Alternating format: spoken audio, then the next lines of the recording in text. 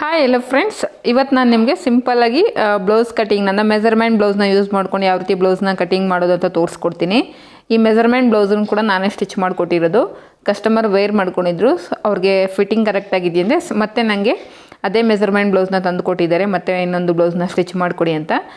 ಈಗ ಈ ಬ್ಲೌಸ್ನ ಯೂಸ್ ಮಾಡ್ಕೊಂಡು ಯಾವ ರೀತಿ ಕಟಿಂಗ್ ಮಾಡೋದು ಅಂತ ತೋರಿಸ್ಕೊಡ್ತೀನಿ. ನೋಡಿ, ನಾನು ಲೈನಿಂಗನ್ನು ಸೆಲ್ವೆಡ್ಜನ್ನ ನೋಡಿ ಈ ರೀತಿ ಫೋಲ್ಡ್ ಮಾಡ್ಕೊಂಡಿದ್ದೀನಿ. ಈ ರೀತಿ ಫೋಲ್ಡ್ ಮಾಡ್ಕೊಳ್ಳೋದ್ರಿಂದ ನಮಗೆ ಸ್ಲೀವ್ಸ್ಗೆ ಯಾವುದೇ ರೀತಿ ಜಾಯಿಂಟ್ಸ್ ಅನ್ನೋದು ಬರೋದಿಲ್ಲ. ನಾವು ಮಾರ್ಕಿಂಗ್ ಮಾಡಿ ಕಟಿಂಗ್ ಮಾಡಿದಾಗ ನಮ್ಗೆ ಯಾವುದೇ ರೀತಿ ಜಾಯಿಂಟ್ಸ್ ಅನ್ನೋದು ಬರೋದಿಲ್ಲ.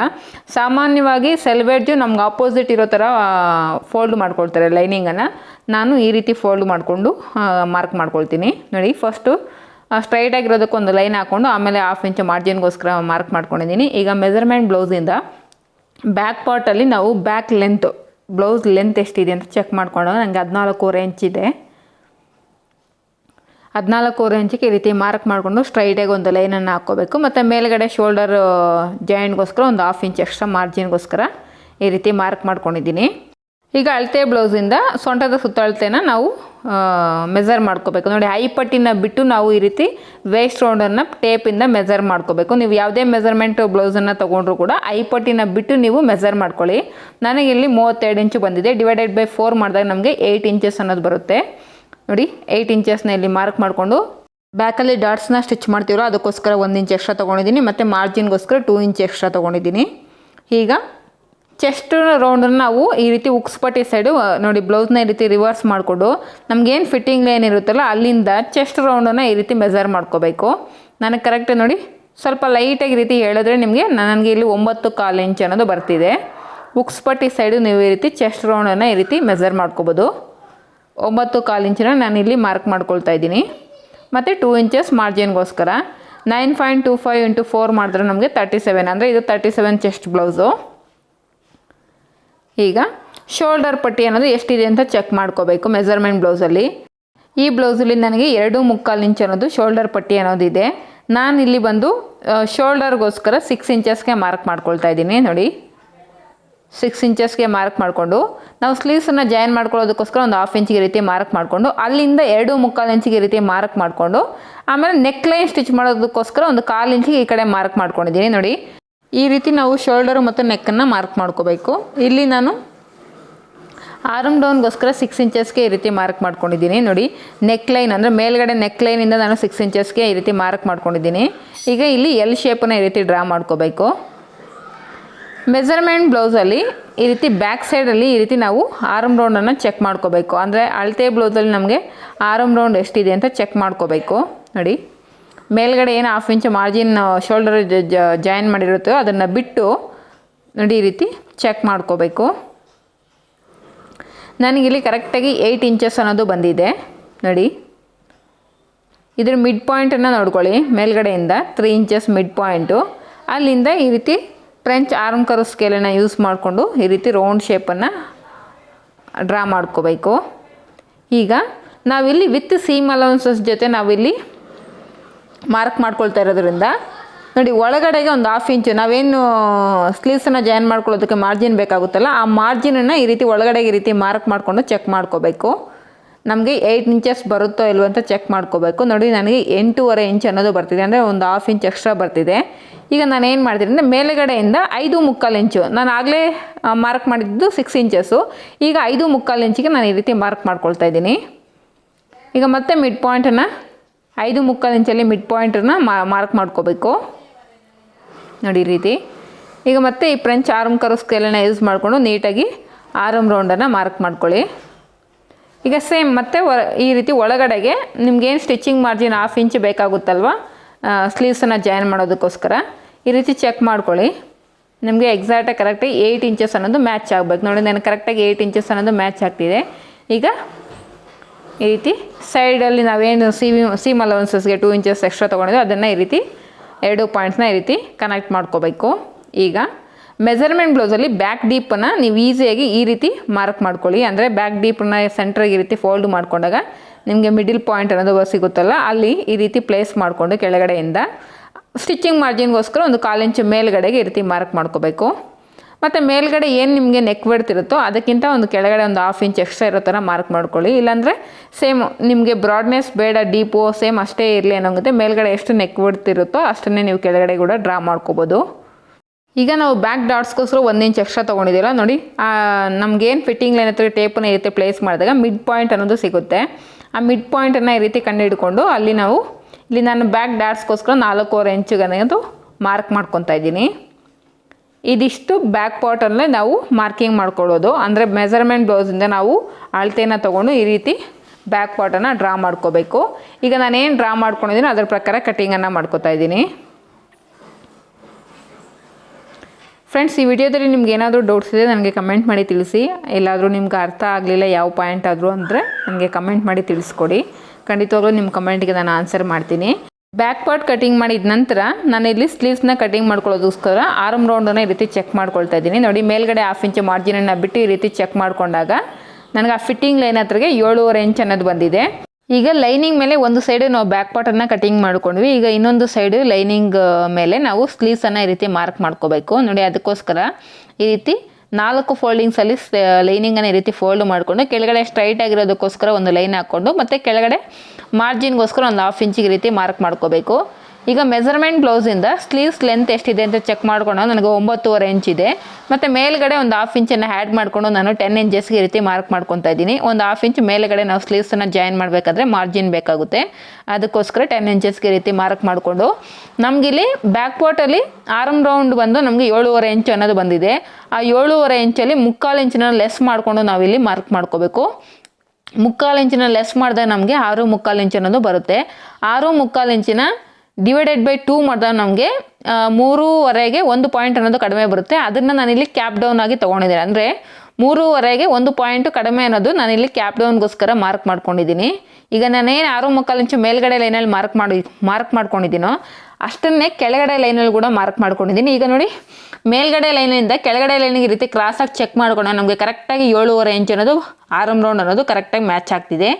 ಈಗ ಮೇಲ್ಗಡೆ ಲೈನಲ್ಲಿ 1 ಇಂಚಿಗೆ ಈ ರೀತಿ ಮಾರ್ಕ್ ಮಾಡಿಕೊಂಡು ಈ ಸ್ಲೀವ್ಸ್ ಮಾರ್ಕಿಂಗ್ ಸ್ಕೇಲನ್ನು ಯೂಸ್ ಮಾಡಿಕೊಂಡು ನಾವು ಈ ರೀತಿ ಸ್ಲೀವ್ಸ್ ಮಾರ್ಕಿಂಗನ್ನು ಮಾಡ್ಕೋಬೇಕು.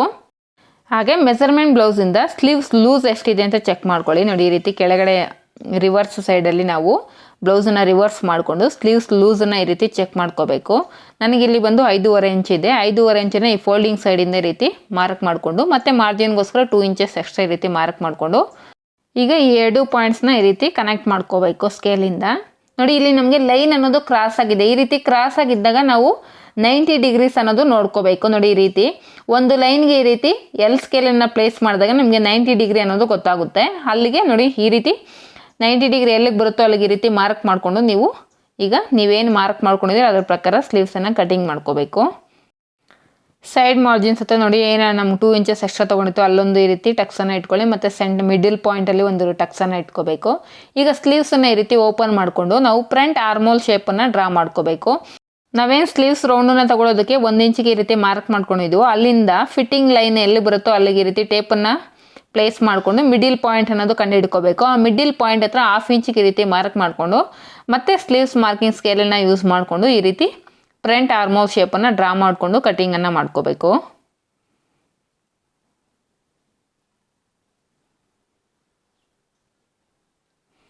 ಈ ಕಡೆಯೂ ಕೂಡ ಒಂದು ಚಿಕ್ಕದಾಗಿ ಒಂದು ಟಕ್ಸನ್ನು ಇಟ್ಕೋಬೇಕು. ಅಂದರೆ ನಮಗೆ ಫ್ರಂಟ್ ಆರ್ಮೋಲ್ ಶೇಪು ಸ್ಲೀವ್ಸ್ ಯಾವ ಕಡೆ ಬಂದಿದೆ ಅಂತ ನಮಗೆ ಈಸಿಯಾಗಿ ಗೊತ್ತಾಗೋದಕ್ಕೋಸ್ಕರ ಈ ರೀತಿ ಒಂದು ಚಿಕ್ಕದಾಗಿ ಒಂದು ಟಕ್ಸನ್ನು ಇಟ್ಕೋಬೇಕು.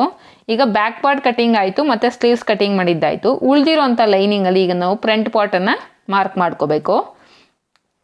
ಫ್ರಂಟ್ ಪಾರ್ಟನ್ನು ಮಾರ್ಕ್ ಮಾಡ್ಕೊಳ್ಳೋದಕ್ಕೆ ನೋಡಿ, ಓಪನಿಂಗ್ ಸೈಡು ನನ್ನ ಸೈಡಿಗೆ ಈ ರೀತಿ ಲೈನಿಂಗನ್ನು ಪ್ಲೇಸ್ ಮಾಡಿಕೊಂಡು ನಾವೇನು ಬ್ಯಾಕ್ ಪಾರ್ಟನ್ನು ಮಾರ್ಕ್ ಮಾಡಿ ಕಟಿಂಗ್ ಮಾಡಿದ್ದು ಅದನ್ನು ಈ ರೀತಿ ಪ್ಲೇಸ್ ಮಾಡ್ಕೋಬೇಕು ಲೈನಿಂಗ್ ಮೇಲೆ. ಬ್ಯಾಕ್ ಪಾರ್ಟನ್ನು ಈ ರೀತಿ ಪ್ಲೇಸ್ ಮಾಡಿಕೊಂಡು ಬ್ಯಾಕ್ ಪಾರ್ಟ್ ಹೇಗಿದೆಯೋ ಹಾಗೆ ಆ್ಯಸ್ ಇಟ್ ಈಸ್ ನಾವು ಮಾರ್ಕನ್ನು ಮಾಡ್ಕೋಬೇಕು. ನೋಡಿ, ಈ ರೀತಿ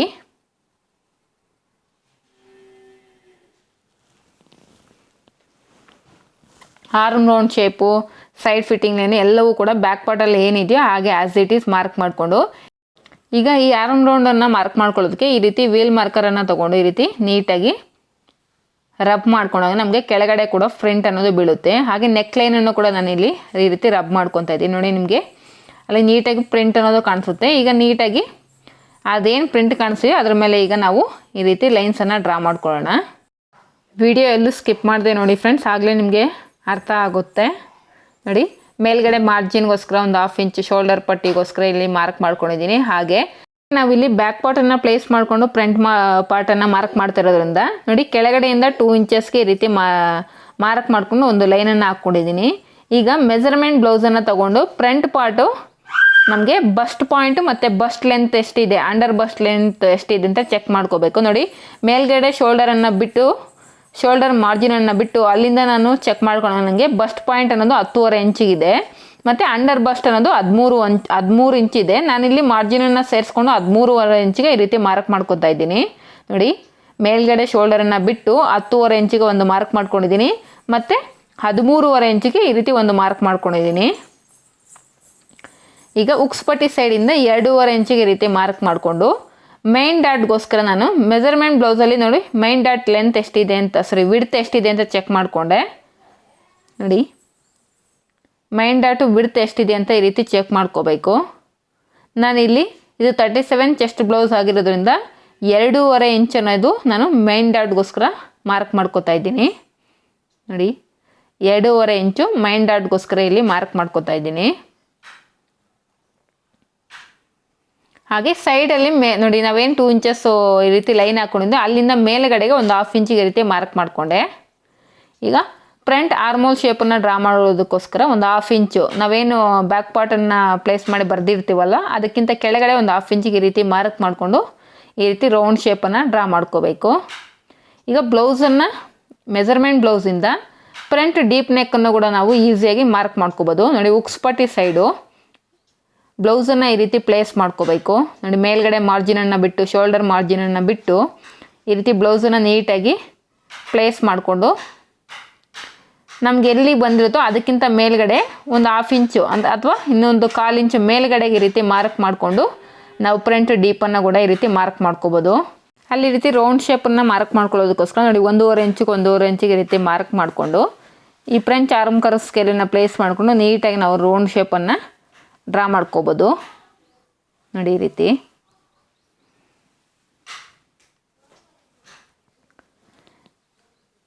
ಈಗ ಮೈನ್ ಡಾಟನ್ನು ನಾವು 2.5 ಇಂಚಿಗೆ ಮಾರ್ಕ್ ಮಾಡ್ಕೊಂಡಿದ್ದೀವಲ್ಲ ಅದರ ಮಿಡ್ ಪಾಯಿಂಟನ್ನು ಕಂಡುಹಿಡ್ಕೋಬೇಕು. ಮಿಡ್ ಪಾಯಿಂಟನ್ನು ಕಂಡುಹಿಡ್ಕೊಂಡು ಸ್ಟ್ರೈಟಾಗಿ ಒಂದು ಲೈನ್ ಹಾಕ್ಕೊಳ್ಳಿ. ನೋಡಿ ಈ ರೀತಿ ಮೆಜರ್ ಮಾಡ್ಕೊಂಡಾಗ ನನಗೆ 3.25 ಇಂಚು ಉಕ್ಸ್ಪಟ್ಟಿ ಸೈಡಿಂದ ಮೆಜರ್ ಮಾಡ್ಕೊಂಡಾಗ 3.25 ಇಂಚ್ ಅನ್ನೋದಿದೆ. ಸೇಮ್ ಮೇಲ್ಗಡೆನೂ 3.25 ಇಂಚಿಗೆ ಈ ರೀತಿ ಮಾರ್ಕ್ ಮಾಡಿಕೊಂಡು ಮೈನ್ ಡಾಟನ್ನು ಈ ರೀತಿ ಮಾರ್ಕ್ ಮಾಡ್ಕೋಬೇಕು. ಈಗ ಮೆಜರ್ಮೆಂಟ್ ಬ್ಲೌಸನ್ನು ತೊಗೊಂಡು ಉಕ್ಸ್ಪಟ್ಟಿ ಸೈಡು ನಮಗೆ ಲೆಂತ್ ಎಷ್ಟಿದೆ ಅಂತ ಈ ರೀತಿ ಚೆಕ್ ಮಾಡ್ಕೋಬೇಕು. ನೋಡಿ ನಮಗೆ ಇಲ್ಲಿ ಶೇಪ್ ಬೆಲ್ಟ್ಸ್ನ ಅಟ್ಯಾಚ್ ಮಾಡಿರ್ತಾರಲ್ಲ ಅಲ್ಲಿಗೆ ಎಷ್ಟು ಬರುತ್ತೋ ಅಲ್ಲಿಗೆ ಈ ರೀತಿ ಮಾರ್ಕ್ ಮಾಡಿಕೊಂಡು ಅಲ್ಲಿಂದ 1 ಇಂಚು ಎಕ್ಸ್ಟ್ರಾ ತೊಗೋಬೇಕು. ಅಂದರೆ ಶೇಪ್ ಬೆಲ್ಟ್ಸ್ನ ಅಟ್ಯಾಚ್ ಮಾಡಬೇಕಂದ್ರೆ ನಮಗೆ ಮಾರ್ಜಿನ್ ಬೇಕಾಗುತ್ತೆ. ಮತ್ತು ಉಕ್ಸ್ಪಟ್ಟಿ ಸೈಡು ಒಂದು ಡಾಟ್ಸನ್ನು ಸ್ಟಿಚ್ ಮಾಡ್ತೀವಿ, ಅದಕ್ಕೂ ನಮಗೆ ಒಂದು ಸ್ಟಿಚಿಂಗ್ ಮಾರ್ಜಿನ್ ಅನ್ನೋದು ಬೇಕಾಗುತ್ತೆ. ಸೊ ಅದಕ್ಕೋಸ್ಕರ 1 ಇಂಚ್ ಎಕ್ಸ್ಟ್ರಾ ಈ ರೀತಿ ಮಾರ್ಕ್ ಮಾಡಿಕೊಂಡು ನೋಡಿ ಈ ರೀತಿ ಶೇಪನ್ನು ನಾವು ಡ್ರಾ ಮಾಡ್ಕೋಬೇಕಾಗುತ್ತೆ. ಈಗ ಬ್ಯಾಕ್ ಪಾರ್ಟನ್ನು ತೊಗೊಂಡು ಚೆಕ್ ಮಾಡ್ಕೊತಾ ಇದ್ದೀನಿ ವೇಸ್ಟ್ ರೌಂಡ್ ಎಷ್ಟಿದೆ ಅಂತ. ನೋಡಿ ಇಲ್ಲಿ ವೇಸ್ಟ್ ರೌಂಡ್ ಅನ್ನೋದು 8 ಇಂಚಸ್ ಅನ್ನೋದು ಇದೆ. ಈಗ ಈ ಲೈನ್ ಮೇಲೆ ಚೆಕ್ ಮಾಡ್ಕೊಳ್ಳೋಣ. ನೋಡಿ ಉಕ್ಸ್ಪಟ್ಟಿ ಸೈಡಿಂದ ಆ ಡಾಟ್ ಹತ್ರ ಚೆಕ್ ಮಾಡ್ಕೊಂಡು 3 ಇಂಚಸ್ ಬಂತು. ನೋಡಿ ಆ ಡಾಟನ್ನು ಲೆಸ್ ಮಾಡಿಕೊಂಡು 3 ಇಂಚಸ್ಸನ್ನು ಲೆಸ್ ಮಾಡ್ಕೊಂಡು ನಾವು ಚೆಕ್ ಮಾಡ್ಕೊಂಡು ನನಗೆ 8 ಇಂಚಸ್ ಅನ್ನೋದು ಇಲ್ಲಿಗೆ ಬರ್ತಿದೆ. ಅಲ್ಲಿಂದ ಮಾರ್ಜಿನ್ಗೋಸ್ಕರ 2 ಇಂಚಸ್ ಎಕ್ಸ್ಟ್ರಾ ಈ ರೀತಿ ನೋಡಿ ನಾವೇನು ಬ್ಯಾಕ್ ಪಾರ್ಟನ್ನು ಪ್ಲೇಸ್ ಮಾಡ್ಕೊಂಡು ಮಾರ್ಕ್ ಮಾಡ್ಕೊಂಡ್ರೆ ಅದರಿಂದ ಹೊರಗಡೆಗೆ ನಮಗೆ ಈ ರೀತಿ ಒಂದು 1/2 ಇಂಚಿಗಿಂತ ಎಕ್ಸ್ಟ್ರಾ ನಮಗೆ ಈ ರೀತಿ ಮಾರ್ಕ್ ಮಾಡ್ಕೋಬೇಕು. ಈಗ ಡಾಟ್ಸ್ ಫ್ರಂಟ್ ಪಾರ್ಟಲ್ಲಿ ನಾವು ಡಾಟ್ಸನ್ನು ಯಾವ ರೀತಿ ಮಾರ್ಕ್ ಮಾಡ್ಕೊಳ್ಳೋದು ಅಂತ ತೋರಿಸ್ಕೊಡ್ತೀನಿ. ನೋಡಿ ಮೈನ್ ಡಾಟ್ ಹತ್ರದಿಂದ 1.5 ಇಂಚಿಗೆ ಈ ರೀತಿ ಮಾರ್ಕ್ ಮಾಡ್ಕೊಳ್ಳಿ. ಈ ಕಡೆ 1.5 ಇಂಚು ಮತ್ತು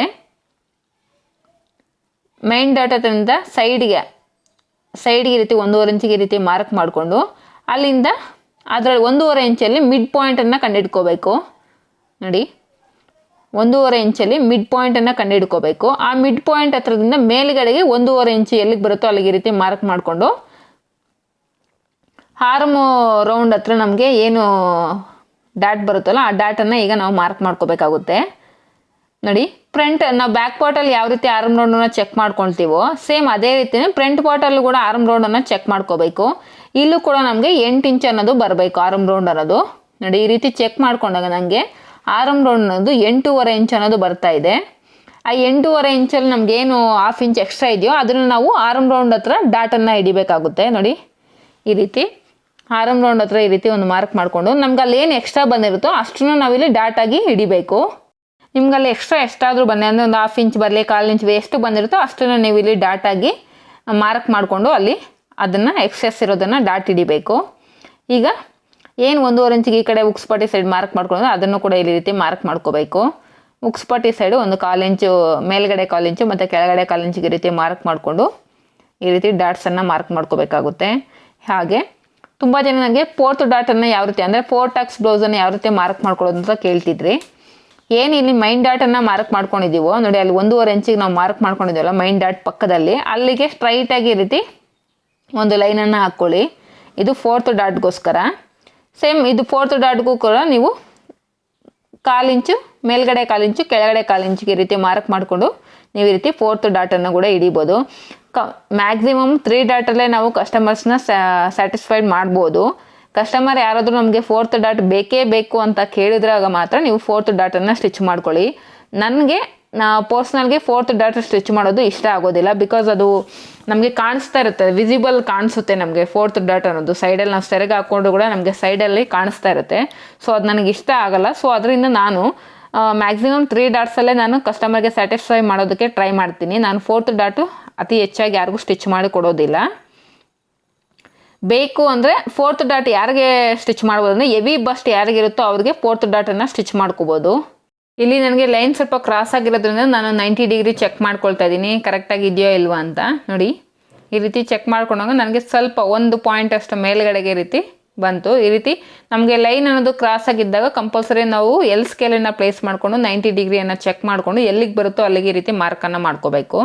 ನಾವೇನು ಈಗ ಡಾಟ್ಸ್ಗೋಸ್ಕರ ಮಾರ್ಕ್ ಮಾಡ್ಕೊಂಡಿದ್ದೀವೋ ಅಲ್ಲೆಲ್ಲ ಈ ರೀತಿ ಚಿಕ್ಕದಾಗಿ ಟಕ್ಸನ್ನು ಇಟ್ಕೊಬಿಡಿ. ನಿಮಗೆ ಸ್ಟಿಚಿಂಗ್ ಮಾಡುವಾಗ ತುಂಬಾ ಈಸಿಯಾಗಿ ನೀವು ಡಾಟ್ಸನ್ನು ಸ್ಟಿಚ್ ಮಾಡ್ಕೊಳ್ಳೋದಕ್ಕೆ ಈಸಿ ಆಗುತ್ತೆ.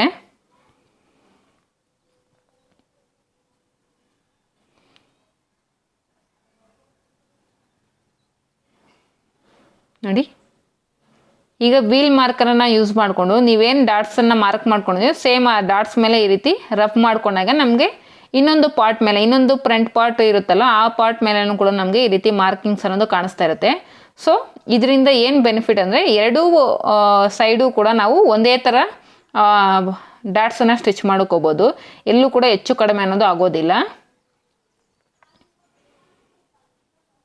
ಈ ರೀತಿ ನೀಟಾಗಿ ಎಲ್ಲ ಡಾಟ್ಸ್ನ ಈ ರೀತಿ ರಬ್ ಮಾಡ್ಕೊಂಡು ನೋಡಿ ನಮಗೆ ಈಸಿಯಾಗಿ ಇನ್ನೊಂದು ಪಾರ್ಟ್ ಮೇಲೂ ಕೂಡ ನಮಗೆ ಈ ರೀತಿ ವಿಸಿಬಲ್ ಅನ್ನೋದು ಕಾಣಿಸ್ತಾ ಇರುತ್ತೆ.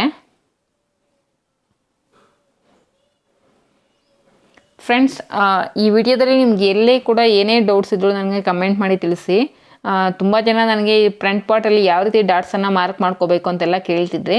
ಸೊ ಈ ಮೆಥಡಲ್ಲಿ ನೀವು ಡಾಟ್ಸನ್ನು ಮಾರ್ಕ್ ಮಾಡ್ಕೋಬೋದು. ಇದು ಕೇವಲ ನಾನು ಮೆಜರ್ಮೆಂಟ್ ಬ್ಲೌಸನ್ನು ಯೂಸ್ ಮಾಡ್ಕೊಂಡು ಯಾವ ರೀತಿ ಡಾಟ್ಸನ್ನು ಮಾರ್ಕ್ ಮಾಡ್ಕೊಳ್ಳೋದು ಅಂತ ತೋರಿಸ್ಕೊಡ್ತಾ ಇದ್ದೀನಿ ಅಷ್ಟೇ. ನೋಡಿ ಈಗ ನಾನು ಆಗಲೇ ಬ್ಯಾಕ್ ಪಾರ್ಟಲ್ಲಿ ಡೀಪನ್ನು ಕಟ್ ಮಾಡಿಲ್ಲ. ಯಾವಾಗಲೂ ಅಷ್ಟೇ ಫ್ರಂಟ್ ಪಾರ್ಟ್ ಬ್ಯಾಕ್ ಪಾರ್ಟನ್ನು ಪ್ಲೇಸ್ ಮಾಡ್ಕೊಂಡು ನಾವು ಫ್ರಂಟ್ ಪಾರ್ಟನ್ನು ಕಟಿಂಗ್ ಮಾಡ್ಕೊಳ್ಳೋದ್ರಿಂದ ಸೊ ಫ್ರಂಟ್ ಪಾರ್ಟನ್ನು ಮಾರ್ಕಿಂಗ್ ಮಾಡಿದ್ಮೇಲೆ ನೀವು ಡೀಪನ್ನು ಕಟ್ ಮಾಡ್ಕೋಬೇಕು ಬ್ಯಾಕ್ ಪಾರ್ಟಲ್ಲಿ.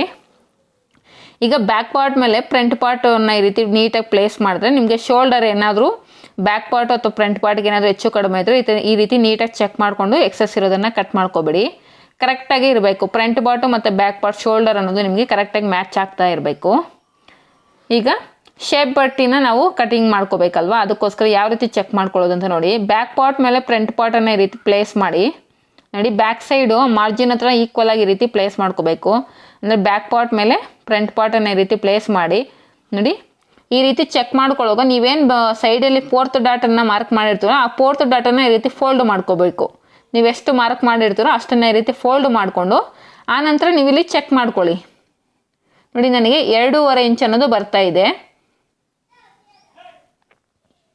ಅಲ್ಲಿ ಬರ್ಕೋಬಿಡಿ 2.5 ಇಂಚ್ ಅನ್ನೋದು. ಉಕ್ಸ್ಪಟ್ಟಿ ಸೈಡು ಕೂಡ ನನಗೆ 2.5 ಇಂಚ್ ಅನ್ನೋದು ಬರ್ತಾ ಇದೆ. ಮಿಡ್ಲಲ್ಲಿ ಬಂದು ನನಗೆ 1 ಇಂಚ್ ಇದೆ. ಸೊ 1 ಇಂಚ್ ಅಂದರೆ ತುಂಬ ಕಡಿಮೆ ಆಗುತ್ತೆ. ನಾನಿಲ್ಲಿ 2 ಇಂಚಸ್ ತೊಗೋತೀನಿ. ಯಾಕಂದರೆ ಈ ಕಸ್ಟಮರ್ಗೆ ಹೆವಿ ಚೆಸ್ಟ್ ಇರೋದ್ರಿಂದ ನೋ ಪ್ರಾಬ್ಲಮ್, 2 ಇಂಚಸ್ ತೊಗೊಂಡು ಏನೂ ಪ್ರಾಬ್ಲಮ್ ಆಗೋದಿಲ್ಲ. ನೋಡಿ ನನಗಿಲ್ಲಿ ಸ್ಟ್ರೈಟಾಗಿದೆ. ಸೊ ನಾನು ಡೈರೆಕ್ಟಾಗಿ ಇಲ್ಲಿ 1/2 ಇಂಚು ಮಾರ್ಜಿನ್ಗೋಸ್ಕರ ಮಾರ್ಕ್ ಮಾಡ್ಕೊತಾ ಇದ್ದೀನಿ. ನೋಡಿ ನಿಮ್ಗೊಂದು ವೇಳೆ ಸ್ಟ್ರೈಟ್ ಆಗಿಲ್ಲ ಅಂದರೆ ನೀವು ಫಸ್ಟ್ ಒಂದು ಲೈನ್ ಹಾಕ್ಕೊಂಡು ಆಮೇಲೆ ಸ್ಟ್ರೈಟಾಗಿ ಎಕ್ಸಸ್ ಇರೋದನ್ನು ಕಟ್ ಮಾಡಿಕೊಂಡು ಆನಂತರ 1/2 ಇಂಚು ಮಾರ್ಜಿನನ್ನು ತೊಗೊಳ್ಳಿ. ಶೇಪ್ ಬೆಲ್ಟ್ಸ್ನ ವಿಡ್ತ್ನ ಯಾವ ರೀತಿ ಕ್ಯಾಲ್ಕುಲೇಟ್ ಮಾಡ್ಕೋಬೇಕಂದ್ರೆ ವೇಸ್ಟಲ್ಲಿ 4ನೇ ಒಂದು ಭಾಗ ನಮಗೆ 8 ಇಂಚು ಬಂದಿದೆ. ಆ 8 ಇಂಚಿಗೆ ಈ ರೀತಿ ಮಾರ್ಕ್ ಮಾಡಿಕೊಂಡು ಮತ್ತು ಸೈಡ್ ಮಾರ್ಜಿನ್ಗೋಸ್ಕರ ನಾನು ಇಲ್ಲಿ 2.5 ಇಂಚಸ್ ಎಕ್ಸ್ಟ್ರಾ ಅನ್ನೋದು ತೊಗೊಂಡಿದ್ದೀನಿ. ಅಂದರೆ 2 ಇಂಚಸ್ ತೊಗೊಂಡಿದ್ದೀವಲ್ಲ ನಾವು ಮಾರ್ಜಿನು, ನಾನು ಇನ್ನೂ ಒಂದು 1/2 ಇಂಚ್ ಎಕ್ಸ್ಟ್ರಾ ಇರೋ ಥರ ತೊಗೊಂಡಿದ್ದೀನಿ ನೋಡಿ. ಸೈಡಲ್ಲಿ 2.5 ಇಂಚ್ ಇತ್ತು, ಅದಕ್ಕೆ ನಾನು 1/2 ಇಂಚ್ ಆ್ಯಡ್ ಮಾಡಿಕೊಂಡು 3 ಇಂಚಸ್ ತೊಗೊಂಡಿದ್ದೀನಿ. ಮತ್ತು ಉಕ್ಸ್ಪಟ್ಟಿ ಸೈಡು ನಮಗೆ 2.5 ಇಂಚ್ ಬಂದಿತ್ತು, ಮೇಲ್ಗಡೆ 1/2 ಇಂಚನ್ನು ಆ್ಯಡ್ ಮಾಡಿಕೊಂಡು 3 ಇಂಚಸ್ಗೆ ಈ ರೀತಿ ಮಾರ್ಕ್ ಮಾಡ್ಕೊಂಡಿದ್ದೀನಿ. ಈಗ ನೀವೇನು ಮಾರ್ಕ್ ಮಾಡ್ಕೊಂಡಿದ್ದೀವೋ ಅದ್ರ ಮೇಲೆ ಈ ರೀತಿ ಫ್ರಂಟ್ ಪಾರ್ಟನ್ನು ಈ ರೀತಿ ಪ್ಲೇಸ್ ಮಾಡಿದಾಗ ನಿಮಗೆ ಶೇಪ್ ಬೆಲ್ಟ್ಸ್ ಈಸಿಯಾಗಿ ಡ್ರಾ ಮಾಡ್ಕೋಬೋದು ನೋಡಿ.